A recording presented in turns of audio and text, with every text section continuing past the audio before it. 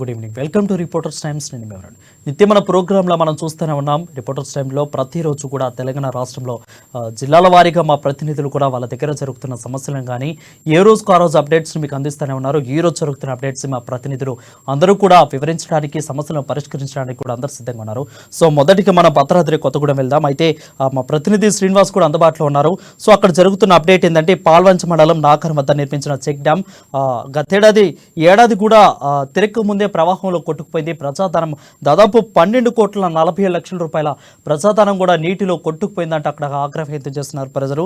అయితే దీనిపై ఎవరు కూడా పర్యవేక్షణ లోపం వల్లే చెక్ కొట్టుకుపోయిందని అయితే అక్కడ అధికారులు విమర్శలు వెలువెత్తుతుంది. దీని మీద పూర్తి అప్డేట్స్ మా ప్రతినిధి శ్రీనివాస్ అందిస్తారు. శ్రీనివాస్, చెప్పండి. Thank you Varun. 2021 సంవత్సరంలోని ఈ యొక్క కిన్నెరసాని ప్రాజెక్టు నుంచి గోదావరి నదికి వెళ్ళేటువంటి ఈ యొక్క అలుగు ఏదైతే ఉందో, అలుగులో రైతులకు ఉపయోగపడే విధంగా భూగర్భ జలం పెంపొందించేందుకు, అలాగే పశువులకు, అలాగే మేకలకు, ఇలాంటి జంతువులకు, మూగ జీవాలకు తాగునీరు అందించేందు ఉద్దేశంతో ఈ యొక్క ఆనాటి తెలంగాణ ప్రభుత్వం చెక్ డ్యామ్ నిర్మాణానికి చర్యలు చేపట్టింది. దాదాపు 12,47,00,000 వ్యయంతో ఈ యొక్క 2021-2022 సంవత్సరంలో నిర్మించడం జరిగింది.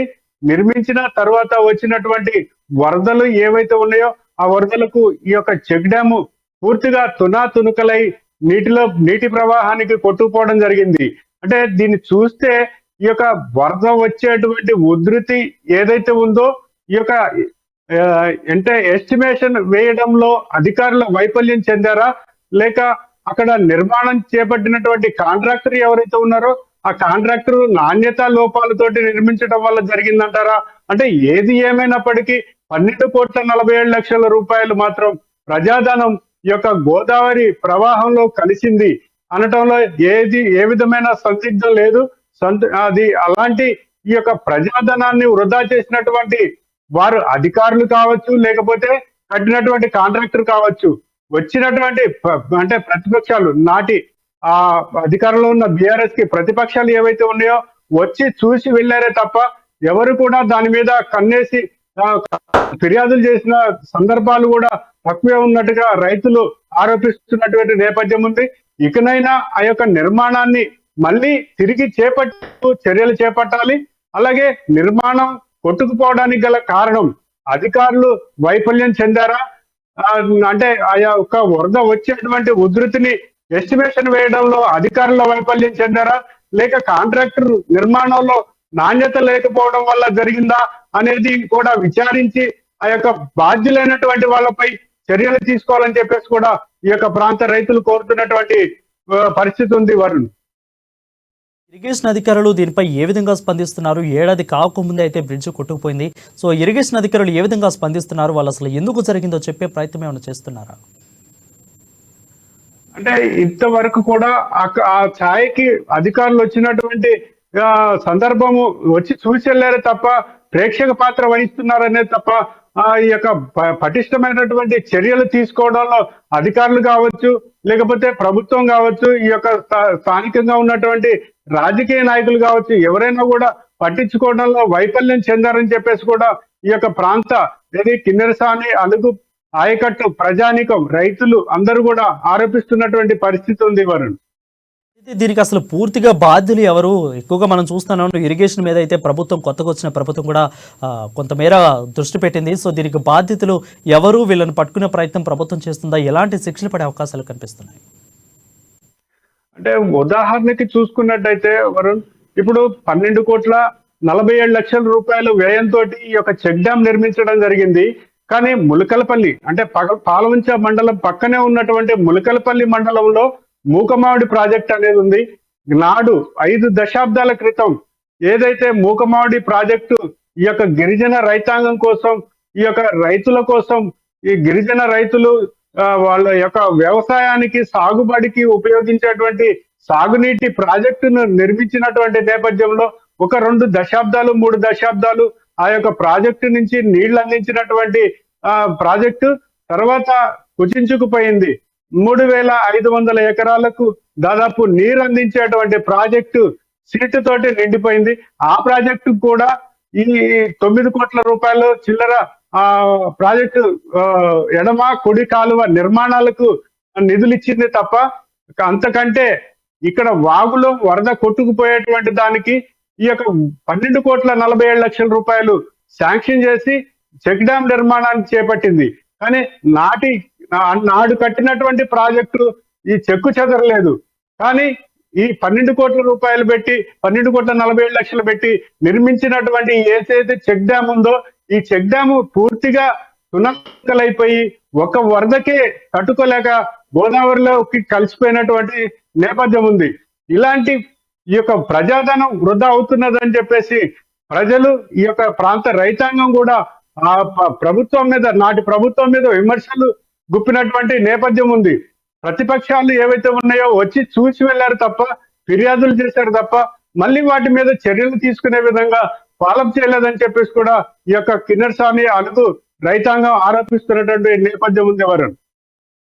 Thank you Srinivas. అది చూసుకున్నట్లయితే పూర్తిగా భద్రాద్రి కొత్తగూడెం జిల్లాలో అయితే 12,47,00,000తో కట్టిన నాకారం వద్ద నిర్మించిన చెక్ డ్యామ్ అయితే పూర్తిగా కొట్టుకుపోయింది. ప్రజల ధనం కూడా పూర్తిగా కొట్టుకుపోయిందంటూ కూడా ప్రజలు అక్కడ తీవ్రంగా ఆగ్రహం వ్యక్తం చేస్తున్నారు. ఖచ్చితంగా దీని మీద డిమాండ్ చేపడుతున్నారు. వాళ్ళు ఖచ్చితంగా దీని మీద చర్యలు చేపట్టాలి, బాధ్యులను శిక్షించాలి అయితే ప్రజలు కోరుతున్నారు. Thank you Srinivas for the break. Next మనం ఖమ్మం వెళ్దాం. ఖమ్మంలో 2022-23 సంవత్సరానికి గల క్రైమ్ రేట్ని అక్కడ ఉన్న కమిషనరేట్ అయితే వెల్లడించారు. అయితే జిల్లాలో దాదాపు దొంగతనాలు మోసాలు తగ్గినట్లు చెప్పారు. అదేవిధంగా గంజాయి, రోడ్డు యాక్సిడెంట్లు, అదేవిధంగా ఆన్లైన్ మోసాలు వీటిలన్నింటిలో కూడా క్లుప్తంగా వివరించారు.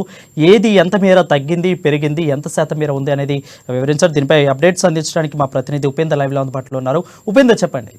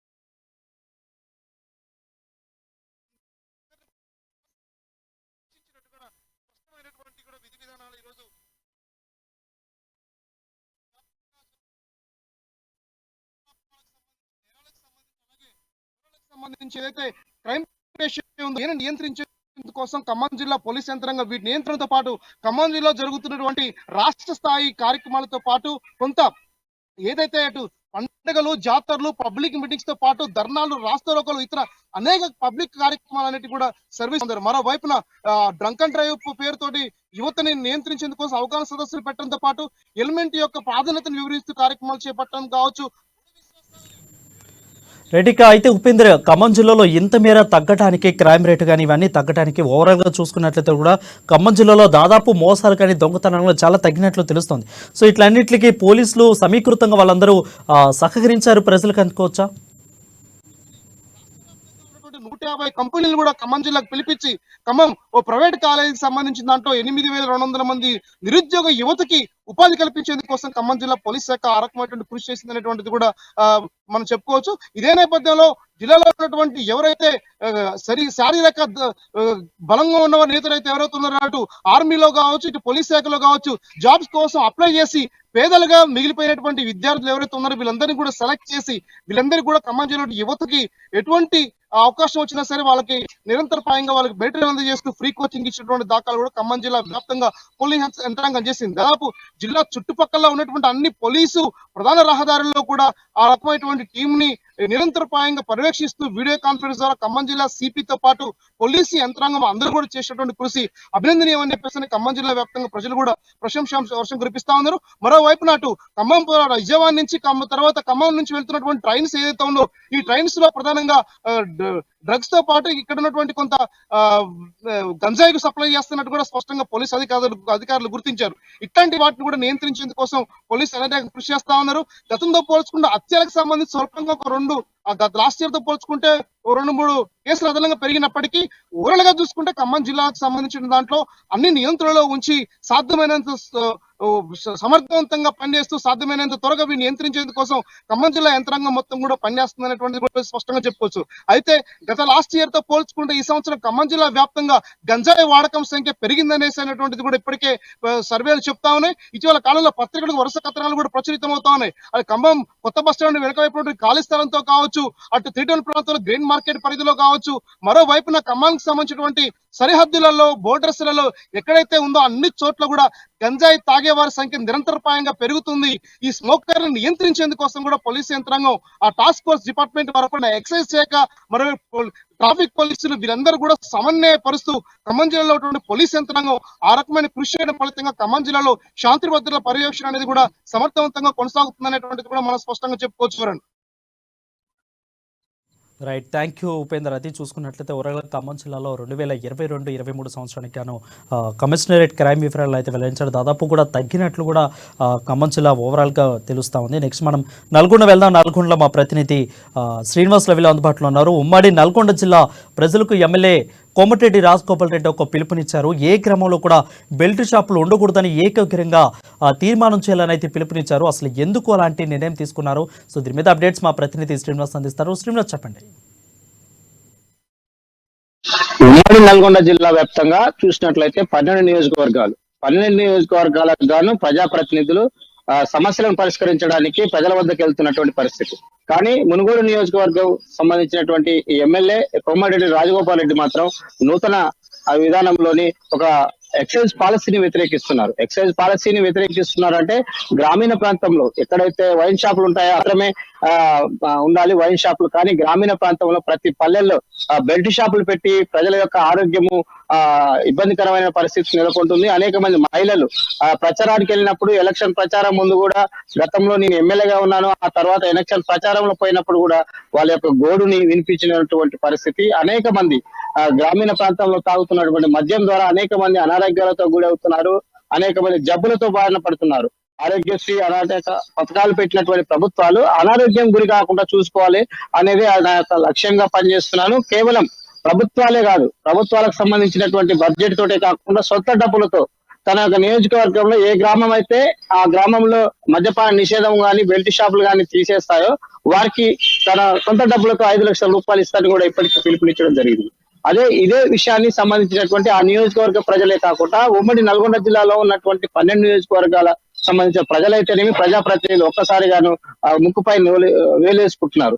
అదే ప్రజలు సంబంధించిన గోడుని వినిపించినా కూడా ప్రభుత్వాలు బెల్ట్ షాపులను తీసివేయలేదు. ఇప్పుడు నూతనంగా ఒక నియోజకవర్గంలో ఎమ్మెల్యేనే బెల్ట్ షాపులు తీసేయాలనేది ఒక నూతన ఒరవడిక పద్ధతిని ఇక్కడ ప్రారంభించడం చాలా ఆశ్చర్యకరంగా ఉంది. ఆ ఆనందకరమైన పరిస్థితిలో ఉన్నట్లు కూడా మహిళా సంఘాలు పెద్ద ఎత్తున పాలాభిషేకం కూడా చేసినటువంటి పరిస్థితి.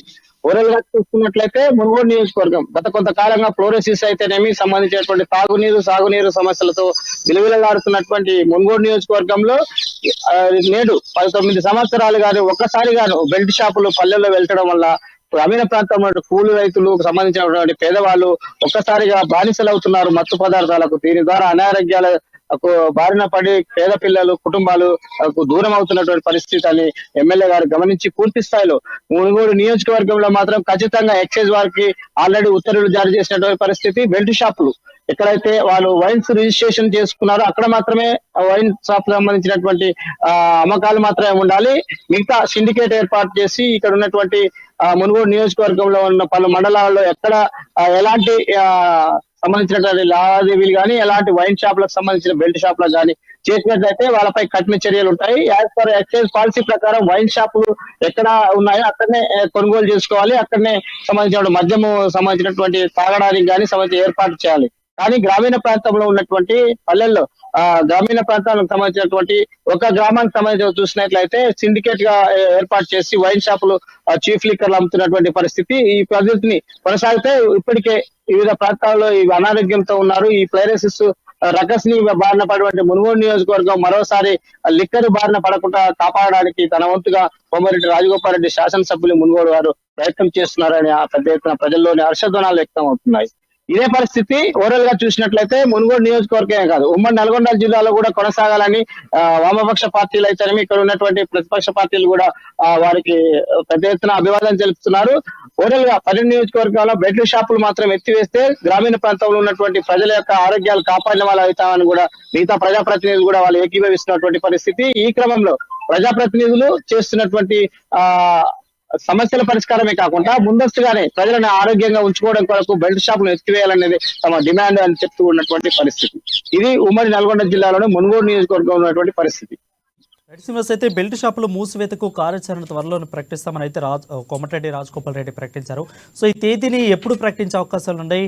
వచ్చే నెలలో ప్రకటిస్తారా లేదంటే కొత్త సంవత్సరంలోనే దీన్ని అమలు చేసే అవకాశాలు కనిపిస్తున్నాయా?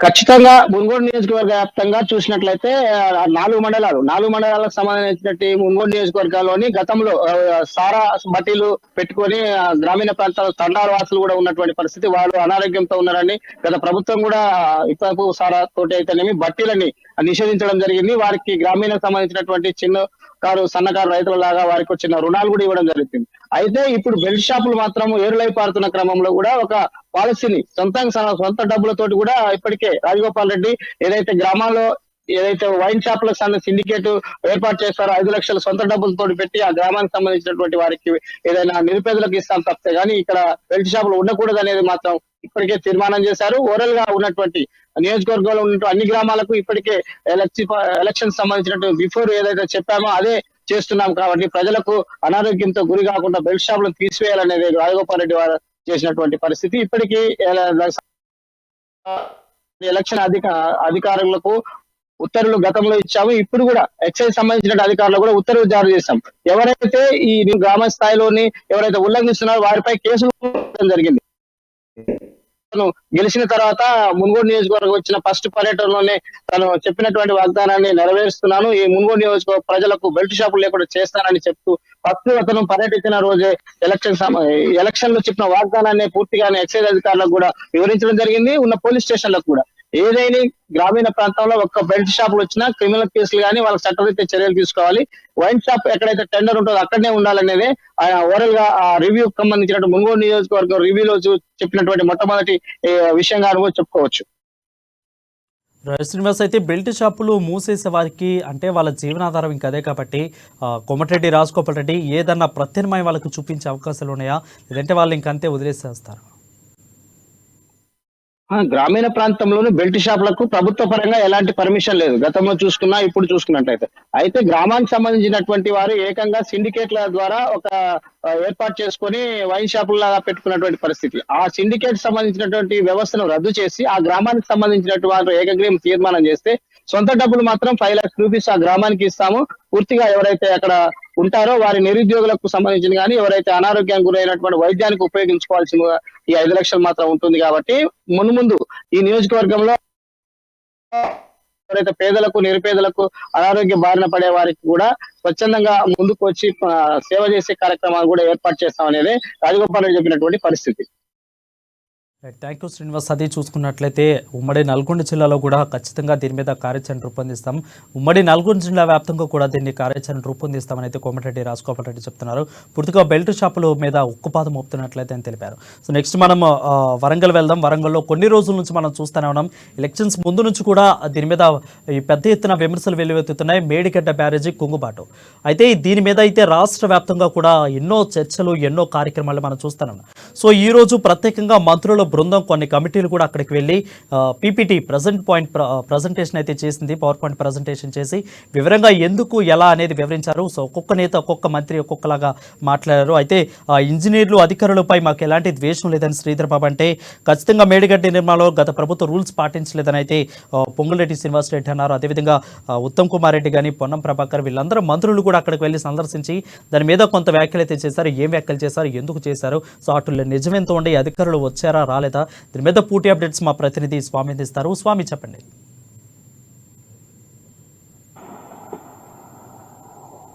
వరుణ్, ఇప్పుడైతే రాష్ట్ర మంత్రులు అయితే పర్యటన నేపథ్యంలోనూ కూడా ఇలా ప్రెజెంటేషన్ పవర్ పాయింట్ దగ్గర కూడా ఇవాళ సమీక్ష సమావేశం మంత్రులైతే నిర్వహించారు. ఈ సందర్భంగా మొత్తం అయితే మంత్రులు అంటే భారీ నీటిపారుదల శాఖ మంత్రి ఉత్తమ్ కుమార్ రెడ్డి ఆ నేతృత్వంలో కూడా ఆ మంత్రులు అయితే ఇక్కడికి మేడిగడ్డను కాళేశ్వరం ప్రాజెక్టు ఎత్తిపోతల పథకాన్ని అయితే నిర్వహించిన మేడిగడ్డ లక్ష్మీ బ్యారేజీ అన్నారం బ్యారేజీలు అయితే ఇవాళ సందర్శించడం జరిగింది. దీనిపైన కూడా మొత్తానికైతే ఇవాళ మంత్రులు సాక్షిగా కూడా మొత్తానికైతే మేడిగడ్డను కుంగిపోవడంతో ఫిర్యాదులు కుంగిపోవడంతో కూడా ఆ ఫిర్యాదులను చూడడానికి కూడా మొత్తానికైతే మంత్రివర్గం అయితే ఇవాళ వచ్చిన నేపథ్యం అయితే భూపాలపల్లి జిల్లా ఇటు కరీంనగర్ జిల్లాలో చోటు చేసుకుందని చెప్పుకోవచ్చు. ప్రస్తుతానికైతే గత ప్రభుత్వం కోట్లు వెచ్చించి మొత్తానికైతే ఈ ఎత్తిపోతల పథకాన్ని నిర్మించడం రైతన్నలకు డోకా లేదని గొప్పలు చెప్పిన బీఆర్ఎస్ ప్రభుత్వం ఒక మొత్తానికైతే జేబులు నింపుకుందని చెప్పుకోవచ్చు. ప్రస్తుతానికైతే నాణ్యత లేకుండా కూడా ఇవాళ మేడిగడ్డ లక్ష్మీ బ్యారేజీ అన్నారం బ్యారేజీ కాళేశ్వరం ప్రాజెక్టు నిర్మాణం జరిపిందని చెప్పుకోవచ్చు. ప్రస్తుతానికైతే దీని పట్ల కాంగ్రెస్ మంత్రి అయితే ఇలా కాంగ్రెస్ సైరన్ అయితే మొత్తానికి ఈ మేడిగడ్డ వంతెన పైన సైరన్ ఊదిన పరిస్థితి అయితే కనపడుతుందని చెప్పుకోవచ్చు. ప్రస్తుతానికైతే ఇక్కడ దీనికి కోట్లు వెచ్చించి కట్టినా గానీ మొత్తం కాంట్రాక్ట్ జేబులు అధికారులు ప్రభుత్వము జేబులు రింపింది తప్ప ఇక్కడ ప్రజలకు ఒరగబెట్టింది ఏం లేదు అని చెప్పి కూడా చెప్తున్న కనపడుతుంది. తాగునీరు అందించేందుకు ఈ పథకాన్ని నిర్వహించారు. కానీ మొత్తానికైతే కోట్లు మాత్రం బూడిలో పోసిన పన్నీర్ లాగా మిగిలింది ఉందని చెప్పుకోవచ్చు. ప్రస్తుతానికైతే దీనిపైన సమీక్ష సమావేశం నిర్వహించి కూడా మొత్తానికైతే డ్యామ్ సెక్యూరిటీ అథారిటీ ప్రకారం ఎలాంటి కాంట్రాక్ట్ అయితే వీళ్ళ పైన తగు చర్యలు తీసుకోవాలి. గత ప్రభుత్వం ఏదైతే దీనిపైన ఎత్తిపోతల పథకం పైన కూడా ఎలాంటి చర్య అంటే నిర్మాణం చేపట్టిందో వాటిపైన కూడా మొత్తానికైతే చర్యలు తీసుకోవాలని చెప్పి కూడా ఇప్పటికే కాంగ్రెస్ అధికార పార్టీ అయితే అధికారం రాగానే కూడా ఇవాళ ఆ డ్యాము అంటే మేడిగడ్డను కూడా సందర్శించిన నేపథ్యం అయితే కనపడుతుంది. ప్రస్తుతానికైతే ఈ డ్యాము ఎవరైతే నిర్మాణం చేపట్టారో కాంట్రాక్టర్ల పైన దీనికి సంబంధించిన అధికారుల పైన కూడా చర్యలు తీసుకునే అవకాశాలు అయితే ఎక్కువ కనపడుతుందని చెప్పుకోవచ్చు. ప్రస్తుతానికైతే దీన్ని వదిలిపెట్టే సమస్య లేదు. దీని మరమ్మతులు కూడా ఇప్పటికే 19 18 మొత్తం పీరియడ్లు అయితే కుంగిన పరిస్థితి కనపడుతుందని చెప్పుకోవచ్చు. మొత్తానికైతే అవి మరమ్మతులు చేపడుతున్న పరిస్థితి కనపడుతుంది అని చెప్పుకోవచ్చు. వరుణ్, స్వామి అయితే కొన్ని శాఖల సమీక్ష జరిగినప్పుడైతే కొంతమంది అధికారులు మిస్ అయ్యారు. సో ఈ రోజు డైరెక్ట్గా మంత్రుల బృందం అక్కడికి వెళ్ళి అధికారులతో సమీక్ష నిర్వహిస్తుంది. అందరూ అధికారులు కూడా ఇరిగేషన్ అధికారులు అందరూ కూడా ఈ ప్రాజెక్ట్ నిర్మాణం చేపట్టిన అందరూ అధికారులు కూడా వచ్చారా, ఎవరైనా మిస్ అయ్యారా? ఇరిగేషన్ సంబంధించిన భారీ నీటి శాఖ మంత్రి ఉత్తమ్ కుమార్ రెడ్డి రావడంతో కూడా దీనికి సంబంధించిన డ్యామ్ సెక్యూరిటీ అథారిటీస్ పాటు అంటే ఎల్ఎన్టీ కాంట్రాక్టర్లతో పాటు కూడా ఈ డీలు కూడా ఇరిగేషన్ డిపార్ట్మెంట్ అంతా మొత్తానికైతే అందరూ సమీక్ష సమావేశానికి హాజరయ్యారని చెప్పుకోవచ్చు. ప్రత్యక్షంగా కూడా అప్పుడు ఎన్ని అంటే మొత్తానికైతే ఎన్నెన్ని కోట్లు ఖర్చు పెట్టారు, ఎక్కడెక్కడ ఖర్చు పెట్టారు, మొత్తానికైతే కరెంటు బిల్లులు ఎన్ని, అప్పుడు తీసుకున్న మోటార్ల ఖర్చు ఎంత అని చెప్పి కూడా మొత్తము సమీక్ష సమావేశంలో ఒక్కొక్కటి దానికి కూడా ప్రణాళికాబద్ధంగా కూడా ప్రశ్నించడం జరిగింది. దానికి సమాధానం కూడా చెప్పడం జరిగింది. మిగతా కొన్ని ప్రశ్నలు సమాధానం దాటవేశారు. వాటిని అన్నింటిని కూడా మొత్తానికైతే తీసుకొచ్చే అంటే ఈ ఖర్చులు అయితే నిమిత్తం చేశారో దాని నుంచి ఆధారాలతో పాటు కూడా తీసుకొస్తామని చెప్తున్న పరిస్థితి కనబడుతుంది. ఆధార్ కొంత సమయంతో ఇచ్చిన తర్వాత బయట పెడదామని చెప్తున్నారు. తిరుమలరావు అయితే చెప్తున్న పరిస్థితి కనపడుతుంది. ప్రస్తుతానికైతే కాంట్రాక్టర్ ఎల్ఎన్టీ వాళ్ళైతే ఇవాళ దాన్ని నాణ్యత లోపం కాదు, అది ఎక్కువ లోతైన ప్రాంతం తీయకపోవడంతో కూడా అక్కడ లక్ష్మీ బ్యారేజ్ లో వాటికి పిల్లర్ల కింద బుడగలు వచ్చాయి. మిగతా లక్ష్మీ బ్యారేజీ పిల్లర్లకు అయితే మాత్రం ఆ క్రాక్ వచ్చిందని చెప్తున్న పరిస్థితి కనపడుతుంది. దాన్ని మరమ్మతులు చేసుకుంటే ఐరన్ కూడా కట్ చేయడానికి కూడా అంటే ఒకటేసారి బ్లాస్టింగ్ చేయకుండా కూడా సున్నితంగా కట్ చేసుకోవాలని చెప్తున్న పరిస్థితి కనపడుతుంది. ప్రస్తుతానికైతే అది మాత్రము చేసుకుంటే మాత్రం డ్యామ్ కు అంటే మేడిగడ్డ ఎత్తిపోతల పథకానికి డ్యామ్ కు అయితే ఎలాంటి హాని కలగదని చెప్తున్న పరిస్థితి కనపడుతుంది. ప్రతి ఒక్క అంటే వివిధ శాఖలు ఇక్కడ హాజరయ్యారు. ఆ శాఖల సంబంధించిన చెప్పుకోవచ్చు. ప్రస్తుతానికైతే దానికి పూర్తిగా ప్రణాళిక నివేదిక కూడా ఇవ్వనున్నట్టు కూడా చెప్తున్న పరిస్థితి కనపడుతుంది. వరుణ్, రైట్. సో అయితే కొత్త ప్రభుత్వం అధికారాలు చేపట్టిన తర్వాత నుండి కూడా ఖచ్చితంగా కాళేశ్వరంపై సమీక్ష నిర్వహిస్తారని అయితే ప్రజలు కూడా ఎంతో ఆసక్తి ఎదురు చూశారు. సో ఈ క్రమంలోని ఈ రోజు అది ఫైనలీ జరిగింది సమీక్ష. సో అధికారులు దీని మీద ఎలాంటి కార్యాచరణతో ముందుకెళ్తున్నారు? Thank you Sunil for the updates. అది చూసుకున్నట్లయితే కాళేశ్వరంపై పూర్తిగా అధికారులకు ప్రభుత్వం కూడా పూర్తిగా సమీక్ష నిర్వహిస్తుంది. అక్కడ ఉన్న అధికారులు కూడా దీన్ని ఎవరు కూడా మిస్ అవ్వలేదు. ఖచ్చితంగా పీపీటీ పవర్ పాయింట్ ప్రజెంటేషన్ అయితే చేసి క్లుప్తంగా అయితే మంత్రులకి అయితే వివరించినట్లు తెలుస్తూ ఉంది. సో ఖచ్చితంగా గత ప్రభుత్వ లోపమైన అయితే అక్కడ ఉన్న మంత్రులు చెప్తున్న పరిస్థితి కనిపిస్తుంది. నెక్స్ట్ మనం మెదక్ వెళ్దాం. మెదక్లో మా ప్రతినిధి లైవ్లో అందుబాటులో ఉన్నారు. అయితే ఉమ్మడి మెదక్ జిల్లా వ్యాప్తంగా రెండో రోజు కొనసాగుతున్న ప్రజాపాలన కార్యక్రమం నిర్విరామంగా కొనసాగుతుంది. అయితే దరఖాస్తుల ప్రక్రియకు సంబంధించి జిల్లా కలెక్టర్ శరత్ అయితే ఖచ్చితంగా అక్కడ చేరి వాళ్ళతో అయితే ముచ్చటించారు. వాళ్ళని ఖచ్చితంగా అడిగి తెలుసుకున్నారు. సో ప్రజాపాలన కార్యక్రమాన్ని విజయవంతం చేయాలనేది పిలుపునిచ్చారు. దీని మీద అప్డేట్స్ మా ప్రతినిధి సునీల్ లైవ్ లో అందుబాటులో ఉన్నారు. సునీల్, చెప్పండి. జిల్లా వ్యాప్తంగా ప్రజాపాలన దరఖాస్తుల స్వీకరణ కార్యక్రమం రెండో రోజు కొనసాగుతోంది. నిన్న జిల్లాలో మొదటి రోజు అనూహ్య స్పందన లభించింది ప్రజాపాలన దరఖాస్తుల కార్యక్రమానికి. ఆందోళన సంగారెడ్డి నియోజకవర్గాల్లో వైద్య శాఖ మంత్రి దామోదర్ రాజనరసింహ దరఖాస్తులను స్వీకరించారు. ఈ కార్యక్రమంలో పాల్గొన్నారు. తాజాగా రెండో రోజు సంగారెడ్డి జిల్లాలో మెదక్ సిద్దిపేట జిల్లాలో కూడా ఈ కార్యక్రమం కొనసాగుతుంది. సంగారెడ్డిలో జిల్లా కలెక్టర్ డాక్టర్ శరత్ సదాశివపేట మండలం ఆరూరులో ఆయన ఈ కార్యక్రమాన్ని ప్రారంభించారు. ఈ సందర్భంగా జిల్లా కలెక్టర్ ఒక ముఖ్యమైన సూచన కూడా చేశారని చెప్పవచ్చు.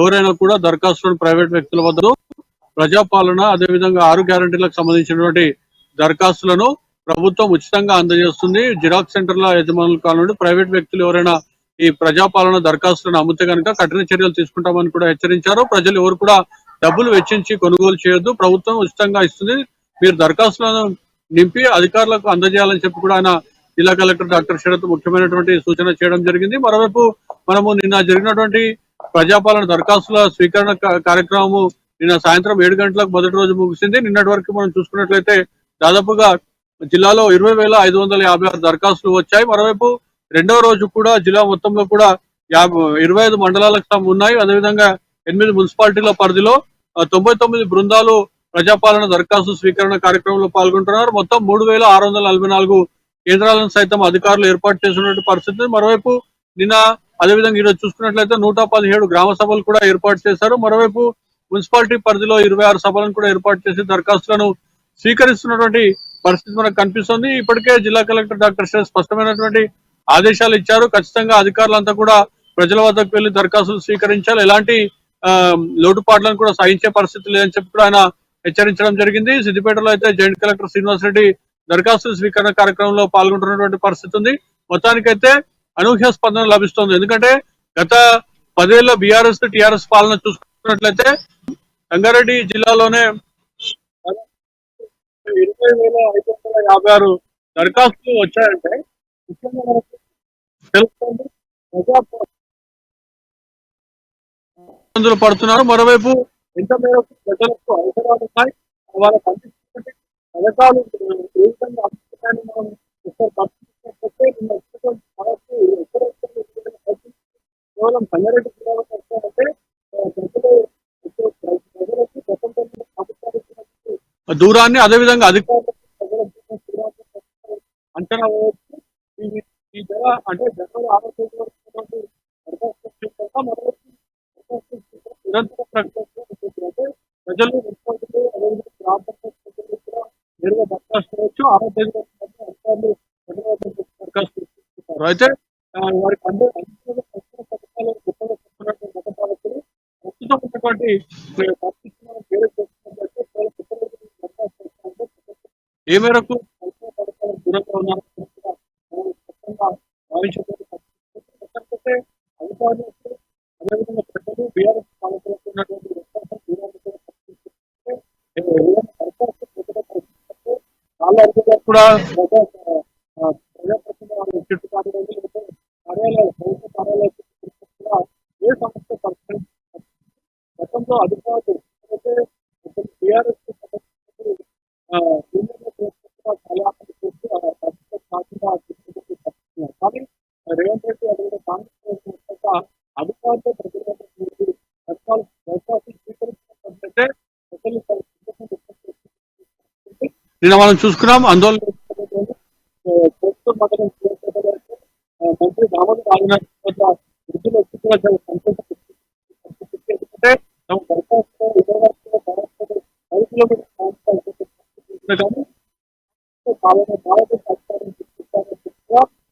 వృద్ధులు ఆందోళన రైట్, థ్యాంక్ యూ సునీల్. అది చూసుకున్నట్లయితే ఓవరాల్గా మెదక్ జిల్లాలో కూడా ప్రజాపాలన కార్యక్రమం నిర్విరామంగా సాగుతుంది. డైరెక్ట్గా కలెక్టర్ శరత్ దీంట్లో పాల్గొని ప్రతి ఒక్కరికి కూడా విజయవంతం చేయాలని ప్రజాపాలన కార్యక్రమాన్ని విజయవంతం చేయాలని అయితే పిలుపునిచ్చారు. సో అదేవిధంగా మంచిర్యాల జిల్లాలో కూడా అదే కార్యక్రమాన్ని అయితే కొనసాగుతుంది. అయితే జిల్లా వ్యాప్తంగా సందడిగా మారిన వాతావరణం అయితే అక్కడ మండల కేంద్రాల్లో అయితే కనిపిస్తుంది. దాదాపు 1702 కౌంటర్ల ద్వారా దరఖాస్తులను స్వీకరిస్తున్నారు. ఏకంగా వచ్చే నెల జనవరి 6 వరకు కొనసాగుతుంది ఈ కార్యక్రమాన్ని అయితే చెప్తున్నారు. దీని మీద పూర్తి అప్డేట్స్ మా ప్రతినిధి నరేష్ అందిస్తారు.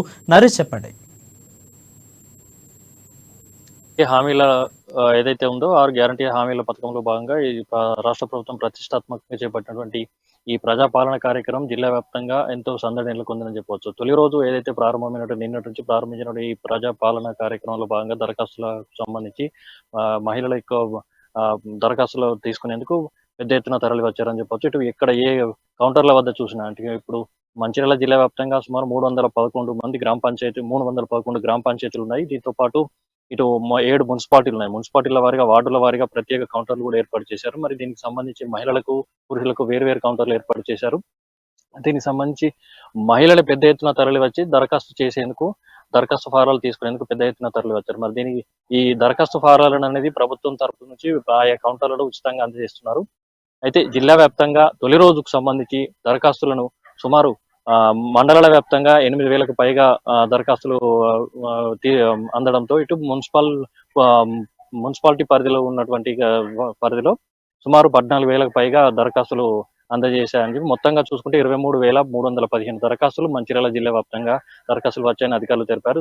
అయితే ఈ క్రమంలో ఇటు 2 షిఫ్టుల వారిగా ఇటు ఉదయం 8 గంటల నుంచి 12 గంటల వరకు దరఖాస్తులు స్వీకరిస్తారు. మరి తదనంతరం మధ్యాహ్నం 2 గంటల నుంచి సాయంత్రం 6 గంటల వరకు 2 షిఫ్టుల వారిగా దరఖాస్తులు స్వీకరించేందుకు కౌంటర్లు ఏర్పాటు చేశారు. దానికి సంబంధించి పర్యవేక్షించేందుకు స్థానికంగా ఉన్నటువంటి అధికారులను కూడా పర్యవేక్షక అధికారులను కూడా నియమించడం జరిగింది. స్థానిక ఆర్డీఓలతో పాటు ఇటు మండల స్థాయి అటు జిల్లా స్థాయి అధికారులను కూడా పర్యవేక్షించేందుకు ఆయా కౌంటర్లను సంబంధించి గ్రామాలకు సంబంధించినటువంటి ఇటు మున్సిపాలిటీలకు సంబంధించినటువంటి పర్యవేక్షించేందుకు ఎప్పటికప్పుడు నివేదిక తెప్పించుకుంటూ పర్యవేక్షిస్తున్నట్టు కూడా తెలుస్తుంది. జిల్లా కలెక్టర్ ఆధ్వర్యంలో జిల్లా కలెక్టర్ కూడా దానికి సంబంధించి మన భీమారం మండలానికి సంబంధించినటువంటి గ్రామ దరఖాస్తు ప్రజాపాలన దరఖాస్తు కేంద్రాన్ని కూడా తరలి వెళ్ళి పరిశీలించారు. దరఖాస్తుల స్వీకరణకు సంబంధించిన కూడా అక్కడి సిబ్బందితో పాటు ఇటు ప్రజలను కూడా అడిగి తెలుసుకున్నారు. దాంతో పాటుగా మొత్తంగా చూసుకున్నట్టయితే నిన్నటి తొలి రోజుకు సంబంధించినటువంటి ప్రజాపాలన దరఖాస్తులకు సంబంధించినటువంటి కార్యక్రమం విజయవంతంగా చెప్పొచ్చు.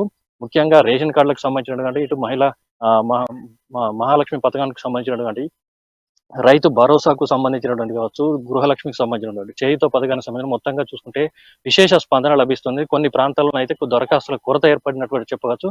తదనంతరం రెండవ షిఫ్ట్ ఏదైతే ఉందో మధ్యాహ్నం వరకు దానికి దరఖాస్తుల కొరత లేకుండా మళ్ళీ తిరిగి తెప్పించి దరఖాస్తుదారులకు అందజేయడం జరిగింది. అయితే దీంతో పాటుగా ఇటు కుమ్రంభీం ఆసిఫాబాద్ జిల్లాతో పాటు జిల్లాలో ఉన్నటువంటి 335 గ్రామ పంచాయతీలతో పాటు ఇటు గ్రామ పంచాయతీల వారీగా వాళ్ళు ప్రణాళికాబద్ధంగా రూపొందించుకుంటూ నిన్న తొలి రోజు 60 గ్రామ పంచాయతీలతో పాటు ఇటు కాగజ్ నగర్ లో ఉన్నటువంటి ఏకైక మున్సిపాలిటీ ఏదైతే ఉందో దానికి సంబంధించి 30 వార్డులు ఉన్నాయి. మరి 30 వార్డులలో కూడా ఇటు దరఖాస్తులు అనేటివి స్వీకరించడం జరిగింది. దానికి సంబంధించినటువంటి వార్డుల వారీగా పర్యవేక్షణ అధికారులతో పాటు ఇటు మండల స్థాయి, జిల్లా స్థాయి అధికారులను కూడా కేటాయించారు.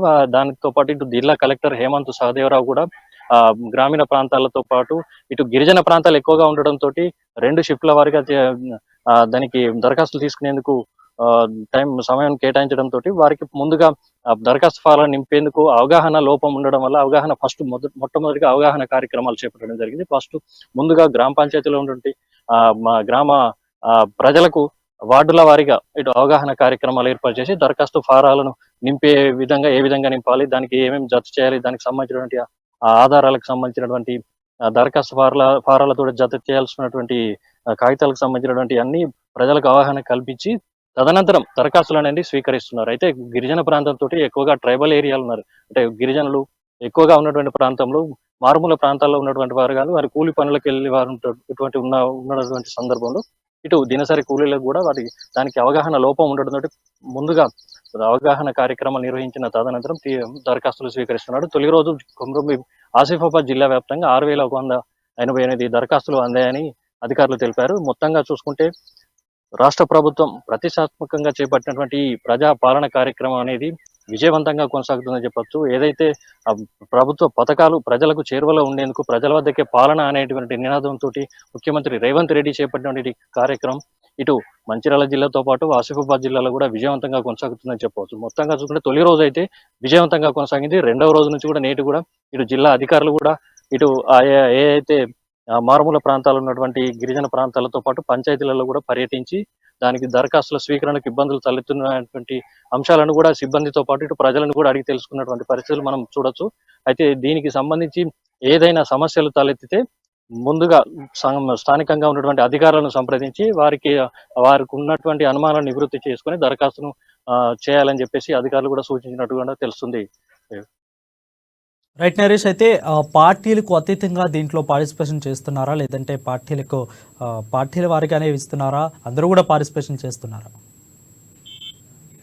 లేదు, దీని పార్టీలకు అతీతంగా ప్రభుత్వం ఏదైతే చేపట్టినటువంటి ఈ ప్రజాపాలన కార్యక్రమం ఉందో అభయహస్తం కింద 5 పథకాలు, సంక్షేమ పథకాలు ప్రజలకు అందే విధంగా ఉన్నటువంటి కార్యక్రమానికి ఇటు ఆసిఫాబాద్ జిల్లాలో పార్టీలకు అతీతంగా ఉన్నటువంటి ప్రజాప్రతినిధులు కూడా పాల్గొంటూ విజయవంతం చేయడం జరిగింది. దీంతో నిన్న జరిగినటువంటి తొలి రోజు కార్యక్రమానికి ఆసిఫాబాద్ ఎమ్మెల్యేతో పాటు జిల్లా జడ్పీ చైర్మన్లు కూడా స్థానికంగా ఉన్నటువంటి ప్రజాప్రతినిధులు ఇటు కాగజ్ నగర్ మున్సిపాలిటీలో ఉన్నటువంటి మున్సిపల్ చైర్మన్లు కూడా పార్టీలకు అతీతంగా ప్రజలకు సంక్షేమ పథకాలు అందాలనేటువంటి ఉద్దేశం తోటే ఆ కార్యక్రమంలో పాల్గొంటూ వారికి ప్రజలకు అవగాహన కల్పిస్తూ వారిని దానికి సంబంధించిన కార్యక్రమాన్ని విజయవంతం చేసేందుకు ముందుకు వచ్చారు. దీనికి జిల్లా కలెక్టర్ తో పాటు ఇటు ఎమ్మెల్యే ఆసిఫాబాద్ లో గ్రామ పంచాయతీ మేజర్ గ్రామ పంచాయతీ అయినటువంటి ఆసిఫాబాద్ గ్రామ పంచాయతీలో స్థానికంగా ఉన్నటువంటి ఎమ్మెల్యే కోవా లక్ష్మి కూడా దీనికి మన జిల్లా కలెక్టర్ తో పాటు కార్యక్రమంలో పాల్గొని ప్రజలను కూడా ఈ పథకం కింద దరఖాస్తు చేసుకోవాలని సూచించడం జరిగింది. దాంతో పాటు నేడు కూడా ఇటు మరొక గ్రామంలో కూడా వారు పర్యటించి ప్రజలను చైతన్యవంతం చేస్తూ దరఖాస్తు చేసుకునే విధంగా ప్రభుత్వం ఏదైతే సంక్షేమం దిశగా అడుగులు వేస్తూ ప్రతిష్టాత్మకంగా చేపట్టినటువంటి ఈ కార్యక్రమాన్ని విజయవంతం చేసేందుకు పార్టీలకు అతీతంగా ఇటు ప్రజా ప్రతినిధులతో పాటు అధికారులు కూడా సమన్వయంతో వారి కృషి చేస్తూ ముందుకు సాగుతూ ప్రణాళికాబద్ధంగా ఈ మొత్తం మీద జిల్లాలో ఇంతకుముందు గత 10 ఏళ్ల పాలనలో రానటువంటి ఎన్నో సంక్షేమ పథకాలు అందనటువంటి గిరిజనులకు ఎన్నో సంక్షేమ పథకాలు అందనటువంటి పరిస్థితులు ఉన్నాయి. పెన్షన్లకు సంబంధించినట్టు కావచ్చు, ఇటు రేషన్ కార్డులకు సంబంధించినట్టు కావచ్చు, గిరిజన ప్రాంతంలో చాలా మందికి ఎక్కువ మొత్తంలో ఇప్పుడు రేషన్ కార్డులకు సంబంధించిన దరఖాస్తులు ఎక్కువగా వస్తున్నటువంటి పరిస్థితి, పెన్షన్లకు సంబంధించినటువంటిది కూడా కావచ్చు, ఇటు ఎన్నో రకాలైనటువంటి సంక్షేమ పథకాలు తమకు అందలేదు. గత 10 ఏళ్ల పాలనలో ఎంతో విధంగా నష్టపోయాం, తమ ఆదుకున్నటువంటి నాయకుడే లేడు. ఇప్పుడు నేడు గతంలో ఏదైతే ఇందిరమ్మ రాజ్యం అని చెప్పి ఆనాడు జరిగినటువంటి అభివృద్ధి ఏదైతే ఉందో అప్పటి నుంచి తప్ప ఇప్పటి వరకు తమను ఆదుకున్నటువంటి ప్రభుత్వం ప్రభుత్వం లేదు, తమ ఇబ్బందులు పట్టించుకున్నటువంటి నాదుడే లేడన్నటువంటి పరిస్థితులు వాళ్ళు ఆవేదన వ్యక్తం చేస్తున్నటువంటి పరిస్థితి మనకు ఇక్కడ కౌంటర్ వద్ద ఇక్కడ మన ప్రస్తుతం కనిపిస్తా ఉంది. దీంతో పాటుగా ఇందిరమ్మ రాజ్యం ఏదైతే ఉందో అప్పటికంటే ఇప్పటికి అభివృద్ధి చెందినటువంటి దిశగా ఇప్పుడు చేపట్టినటువంటి ఈ సంక్షేమ పథకాలు ఏదైతే ఉందో గతంలో ఇచ్చినటువంటి ఇందిరమ్మ ఇల్లే ఉన్నాయి తప్ప ఇప్పటి వరకు డబుల్ బెడ్రూమ్ ఇల్లు అంటూ టీఆర్ఎస్ ప్రభుత్వ పాలనలో చేపట్టినటువంటి డబుల్ బెడ్రూమ్ పేరుకు మాత్రం తప్ప ఇప్పటి వరకు ఒక్క లబ్ధిదారుని కూడా అందినటువంటి పరిస్థితులు మనకు కనిపించలేంటూ ఎంతో ఆవేదన వ్యక్తం చేస్తున్నారు. మరి ఈ క్రమంలో ఇప్పుడు ఈ అభయహస్తం పథకం కింద ఇందిరమ్మ ఇల్లును కూడా అంశం కూడా ఈ దరఖాస్తులో చేర్చినటువంటి నేపథ్యంలో తమకు ఇల్లు వస్తాయి అనేటువంటి నిరుపేదలైనటువంటి వృద్ధులు కూడా మనం చెప్తున్నటువంటి పరిస్థితి కనిపిస్తుంది. వృద్ధులకు కొంతమంది వచ్చినటువంటి పెన్షన్లు గతంలో ఉన్నటువంటి పెన్షన్లు వచ్చిన వాటిని రద్దు చేసినటువంటి పరిస్థితులు ఇక్కడ స్థానికంగా ఉన్నాయి. మరియు ఈసారైనా ఈ ప్రభుత్వంలోనే తమకు పెన్షన్లు వస్తున్నాయన్నటువంటి ఆశాభావం వ్యక్తం చేస్తున్న పరిస్థితి కనిపిస్తా ఉంది. Vamshi, thank you Naresh. అది చూసుకున్నట్లయితే ఓవరాల్గా మంచిర్యాల జిల్లాలో రెండో రోజు కూడా ప్రజాపాలన కార్యక్రమం పూర్తిగా విజయవంతంగా సాగుతుంది. ప్రతి ఒక్కరు కూడా పార్టీలకు అతీతంగా దాంట్లో పార్టిసిపేషన్ చేసినట్లు తెలుస్తుంది. Thank you Naresh for the updates. Next మనం కరీంనగర్ వెళ్దాం. కరీంనగర్లో మనం చూస్తున్నాం కొన్ని రోజుల నుంచి రాష్ట్ర వ్యాప్తంగా కూడా సంచలనం సృష్టించిన వార్త ఇది. బాలిక అదృశ్యమైన కేసుని పోలీసులు కూడా సురక్షితంగా బాలిక ఉందని అయితే చెప్పారు. హైదరాబాద్ జేపీఎస్ బస్ స్టాండ్లో బాలికను గుర్తించినట్లు తెలిపారు. సో తాతగారితో కలిసి సెలవులకి వెళ్ళి ఇంటికి వస్తున్న క్రమంలో బాలిక ఒక చోట దిగాల్సిందిపై మరో చోట దిగింది. సో తల్లిదండ్రులు ఫిర్యాదు అయితే వాళ్ళైతే పోలీసులు ఆచూకీ కోసం గాలించి ఎట్టకెలకితే బాలికను రక్షించారు. సో దీని మీద పూర్తి అప్డేట్స్ మా ప్రతినిధి శ్రీకాంత్ అందిస్తారు. శ్రీకాంత్, చెప్పండి. Good evening madam. ఏదైతే కరీంనగర్ జిల్లాలో ఒక ఉద్రిక్త వాతావరణం అంటే ఒక దావాణంలా కూడా వ్యాపించింది. బాలిక మిస్సింగ్ కలకలం రేపిందని కూడా చెప్పవచ్చు. ఏదైతే మనకు స్క్రీన్ లో కనిపిస్తున్న బాలిక 13 సంవత్సరాల బాలిక వశిష్ట ఏదైతే ఆర్మీకి సంబంధించిన వాళ్ళ కూతురు సెలవులు వరుస సెలవులు రావడంతో క్రిస్మస్ ఆదివారం లాంటి సెలవులు రావడంతో తాతయ్య గారి ఇల్లు పెద్దపల్లి జిల్లాకు వెళ్ళిన సందర్భంలో ఆ సెలవులు ముగుస్తున్న తరుణంలో తాతయ్య ఏదైతే ఆ బాలికను బస్సు ఎక్కించిన తర్వాత బాలిక తండ్రికి ఫోన్ చేసి బస్సు నెంబరు మిగతా వివరాలు చెప్పి ఇప్పుడే బయలుదేరింది, మీరు మరొక కొద్దిసేపట్లో అక్కడ చౌరస్తాలో ఏదైతే కరీంనగర్ లోని నాకా చౌరస్తాల్సి ఉండగా అక్కడ రిసీవ్ చేసుకున్నట్టు కూడా తాతయ్య యొక్క సందేశం పంపించిన పరిస్థితి. అయితే తండ్రి అక్కడికి వెళ్లి ఆ పాప ఎంతకీ రావడం లేదని చెప్పేసి ఆవేదన వ్యక్తం చేయడంతో ఆ చుట్టుపక్కల అంతా కూడా గాలించినా కానీ ఎలాంటి ఫలితం లేకపోవడంతో బాలిక బయలుదేరి గంటలు గడుస్తున్నా కూడా ఇల్లు చేరకపోవడంతో కూడా ఒక ఆవేదన వ్యక్తం చేసిన పరిస్థితి ఉంది. వెంటనే అలర్ట్ అయ్యి కుటుంబ సభ్యులు స్థానిక పోలీస్ స్టేషన్ లో ఫిర్యాదుతో అందుకున్న పోలీసులు కూడా వెంటనే స్పందించి ఆ సీసీ ఫుటేజ్ పరిశీలించిన అనంతరం మంచిర్యాల చౌరస్తాకు బదులు ఆ బాలిక ఎక్కడైతే అంటే ఫ్లైఓవర్ దగ్గర ఆ బాలిక బస్సు దిగిన దృశ్యాలు సీసీ ఫుటేజ్ లో నమోదయ్యాయి. అయితే ఆ బాలిక తనకు తానుగా దిగగా కూడా సీసీ ఫుటేజ్ అంటే మొదటగా అసలు బాలిక ఆచూకీ ఎవరైనా మాయమాటలు చెప్పి తీసుకెళ్లారా, కిడ్నాప్ చేశారా, అసలు ఏం జరిగింది అనే భయాందోళనలో కుటుంబ సభ్యులతో పాటు స్థానికంగా బంధువులంతా కూడా ఒక ఉద్రిక్త వాతావరణం నెలకొన్న పరిస్థితి. బాలిక మిస్సింగ్ ఘటనతో సోషల్ మీడియా మొత్తం వైరల్ గా మారి ఆ బాలికను గుర్తించిన వారు ఆ సమాచారం ఇవ్వండి అంటూ కూడా ప్రతి ఒక్కరు వాట్సాప్ స్టేటస్ లో ఫేస్బుక్ ల ద్వారా అంటే సోషల్ మాధ్యమం కూడా ఈ బాలికను కనిపెట్టడంలో కూడా ఒక కీలక పాత్ర పోషించిందని కూడా చెప్పవచ్చు. ప్రతి ఒక్కరు బాలిక మిస్సింగ్ ఘటన పట్ల కూడా ఒక ఏదైతే ఆవేదన వ్యక్తం చేసిన పరిస్థితి. అయితే బాలిక సెలవులకు ముందు సెలవులు ముగిశాక 2 రోజుల వరకు నేను స్కూల్ కు వెళ్ళను అని మారం చేసినట్టుగా కూడా తెలుస్తుంది. ఒక మంచి అంటే 80% వరకు కూడా ఒక మంచి ఉత్తీర్ణత సాధించే విద్యార్థిని, హాస్టల్లో ఉంటున్న విద్యార్థిని ఈ బాలిక ఏదైతే సెలవులు ముగిసిన అంటే 26, 28 వరకు కూడా తేదీ వరకు కూడా నేను హాస్టల్ కి వెళ్ళను ఉంటాను అని చెప్పేసి ఆ తండ్రితో చెప్పగా ఏదైతే తను ససేమిరా అనడంతో కూడా ఆ హాస్టల్ కి వెళ్తే మళ్ళీ అంటే ఏదైతే 4 రోజుల వరకు రావడంతో కాస్త ఉపశమనం అందడంతో కూడా మళ్ళీ హాస్టల్ కు వెళ్ళడానికి మొరాయించిన ఏదైతే కరీంనగర్ లో పెద్దపల్లి చౌరస్తా వద్ద దిగిన తర్వాత అక్కడి నుంచి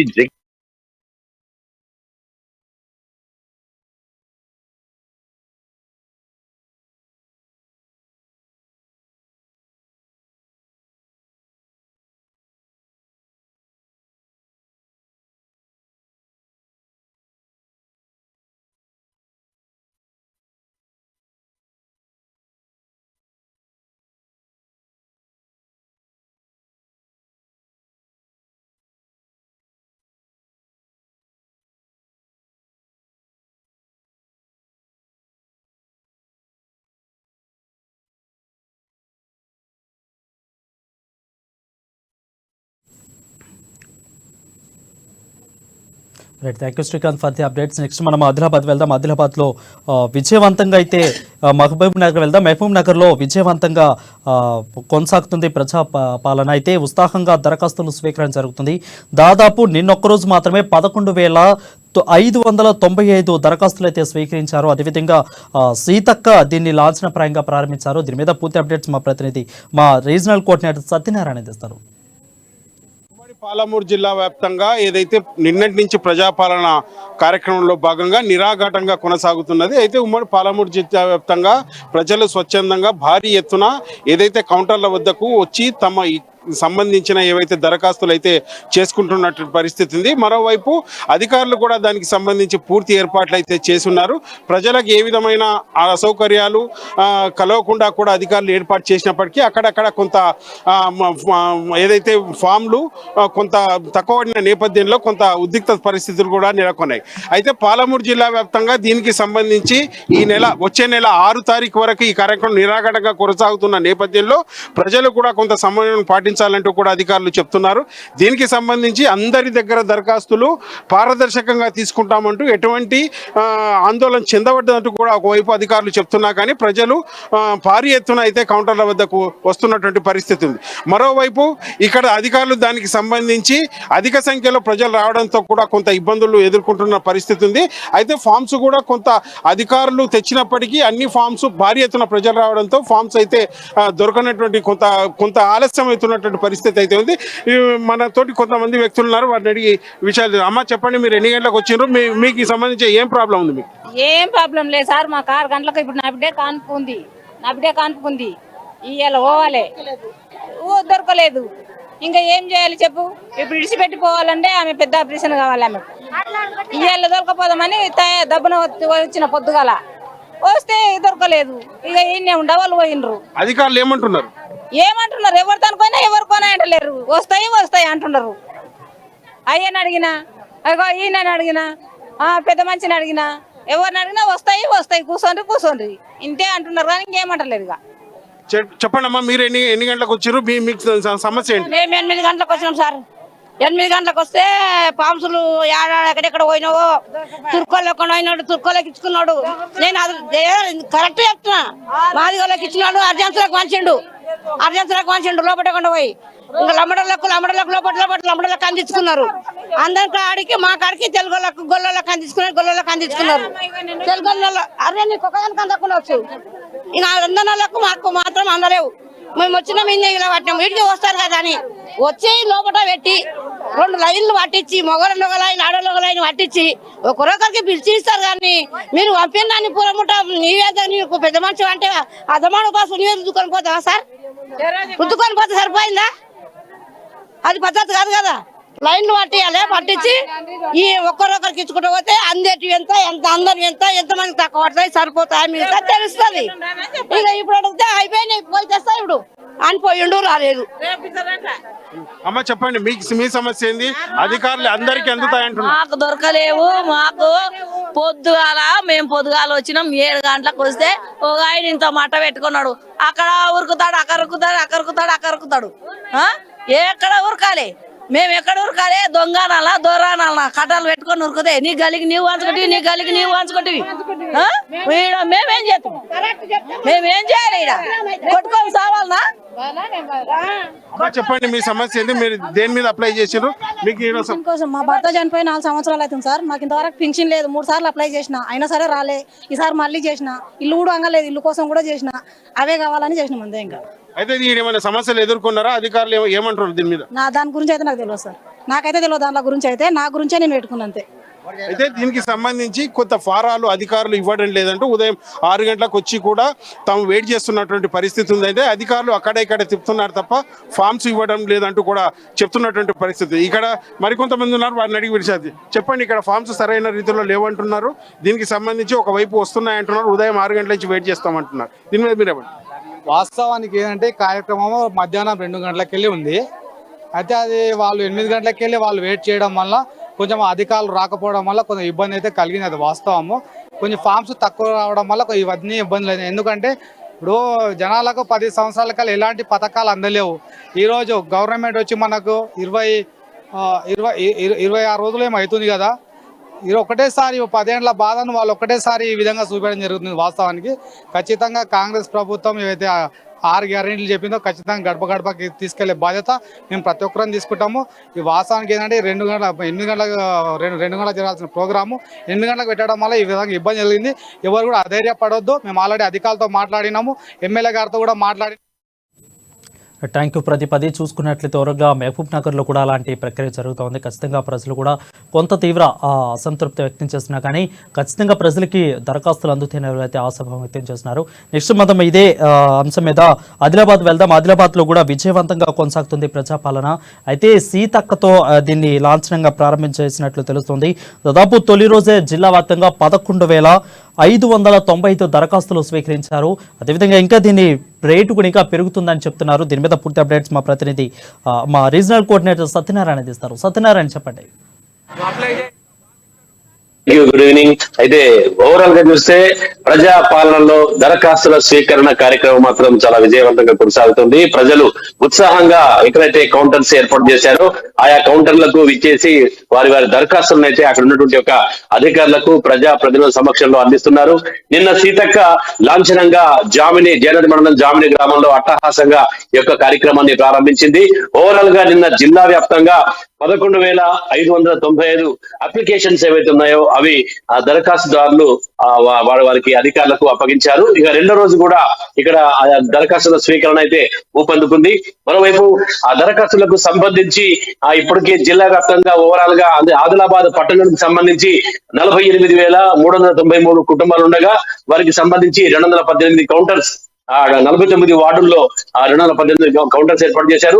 ఇక జిల్లా వ్యాప్తంగా చూస్తే 19,534 అంటే 18 మండలాల్లో 19,534 కుటుంబాలు ఉంటే వారికి సంబంధించి 213 కౌంటర్స్ ఏర్పాటు చేసి ఆయా కౌంటర్ల ద్వారా దరఖాస్తుల స్వీకరణ కార్యక్రమం అయితే దిగ్విజయంగా కొనసాగుతోంది. అయితే ఇవాళే కలెక్టర్ కూడా ఈ యొక్క మీడియా సమావేశాన్ని ఏర్పాటు చేసి ఇందులో కొంతమందికి ఉన్నటువంటి ఒక సందేహాల్ని నివృత్తి చేసేటటువంటి ఒక సందేశం ఇచ్చారు.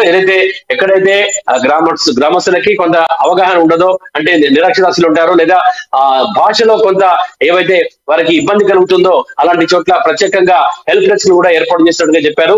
ఆ హెల్ప్ డెస్క్ ద్వారా అక్కడ భాష రాని వారికి, అంటే సాధారణంగా ఆదిలాబాద్ జిల్లా అంటే ఇక్కడ ఒక తెలుగుతో పాటు తెలుగు, మరాఠీ, గోండి, ఆ తర్వాత మిగతా 2-3 భాషల్లో లంబాడి భాషల్లో ఉంటారు కాబట్టి వాళ్ళకి ఎలాంటి ఇబ్బందులు కలగకుండా అక్కడ హెల్ప్ డెస్క్ ద్వారా కొంతమంది యువతను అక్కడ సిద్ధంగా చేసి ఈ ఫారాలు సరిగ్గా నింపేటటువంటి ఒక ప్రక్రియ కొనసాగుతున్నట్టుగా ఆయన చెప్పారు. అయితే మరికొన్ని చోట్ల మాత్రం అంటే ప్రజల వారు ఆందోళన పడవద్దని, తొందరపాటు పనికిరాదని, ఇది ఈ ప్రక్రియ అనేటటువంటిది జనవరి 6వ తారీఖు వరకు సాగినప్పటికి కూడా ఆ తర్వాత కూడా ఇది నిరంతర ప్రక్రియ కొనసాగుతుందని 6వ తారీఖు లోపల ప్రతి ఒక్కరు కూడా ఈ యొక్క దరఖాస్తుదారులు ఆయా ఎక్కడైతే కౌంటర్స్ ఏర్పాటు చేశారో ఆ కౌంటర్ ద్వారా అయితే ఆయా అధికారులకు అందివచ్చునని చెప్తున్నారు. అయితే కొన్ని చోట్ల మాత్రం అంటే ఫారాలు దొరక్క తొందరపాటు, అంటే ప్రజల్లో ఉన్నటువంటి ఒక తొందరగా లబ్ధిదారులు, అంటే ఎవరైతే ఈ పథకాన్ని ఆ పథకాలకు అర్హులుగా ఉంటారో లేదా పథకాలు తొందరగా అప్లై చేసుకోవాలన్న తొందరపాటులో కొంతమంది ఫారాలు దొరకకపోతే జిరాక్స్ సెంటర్ల వద్ద నుంచి లేదా ఇక్కడ నుంచి కొంటున్నట్టుగా తెలుస్తోంది. అయితే అదే విషయంలో కలెక్టర్ కూడా పూర్తిగా ఒక క్లారిటీ ఇచ్చారు. ఎవరు కూడా ఎక్కడి నుంచి కూడా ఫారాలు కొనాల్సిన అవసరం లేదు. ఎవరి దగ్గర కూడా ఎవరైనా ఫారాలు అమ్మితే మటుకు లేదా ఫారాలకి ఇంత సొమ్ము అని కనుక తీసుకున్నట్టయితే వారిపై కఠిన చర్యలు ఉంటాయని చెప్పేసి ఆ సమావేశంలో చెప్పారు. ఖచ్చితంగా ప్రభుత్వం ఎవరైతే ఈ యొక్క దరఖాస్తులు అప్లై చేసుకుంటారో వాళ్ళందరికీ కూడా ఉచిత ఫారాల పంపిణీ కార్యక్రమం అయితే కొనసాగుతోంది. ఫారాల యొక్క ఎక్కడ కూడా కొరత లేదని చెప్తున్నారు. ప్రతి కౌంటర్స్ ఎక్కడైతే ఆయా గ్రామాల్లో కానీ పట్టణాల్లోని వార్డుల్లో కానీ వారికి సంబంధించిన దాదాపుగా 100 కుటుంబాలకి ఒక కౌంటర్ చొప్పున ఏర్పాటు, అంటే లబ్ధిదారులు అంటే దరఖాస్తుదారులకి ఇబ్బంది కలగకుండా ప్రతి 100 కుటుంబాలకి ఒక కౌంటర్ చొప్పున ఏర్పాటు చేశారని చెప్పారు.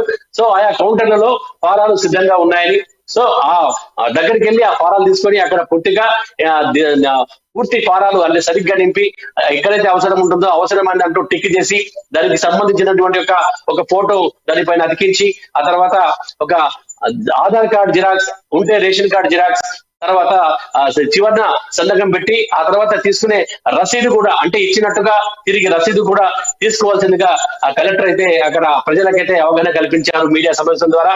తర్వాత గ్రామాల విషయానికి వస్తే గ్రామాల్లో కూడా ఒక్కొక్క థ్యాంక్ యూ సత్యనారాయణ. అదే చూసుకున్నట్లయితే ఆదిలాబాద్లో కూడా సీతక్క ప్రారంభించారు. దాదాపు 11,595 నివేదికలు అయితే అందినాయి. ఇది ఖచ్చితంగా కూడా ఇంకా దీన్ని ఎక్కువ చేస్తామని అయితే చెప్తున్నారు. ఖచ్చితంగా ప్రజాపాలన మీద ప్రజలకైతే నమ్మకం ఉందని అయితే ప్రజలు కూడా విశ్వాసం వ్యక్తం చేస్తున్న పరిస్థితి కనిపిస్తుంది. ఇవాళ రిపోర్టర్స్ టైం మరొక రిపోర్టర్స్ టైం మళ్ళీ కలుద్దామంటే నేను చూస్తూనే ఉన్నాడు అమ్మా న్యూస్.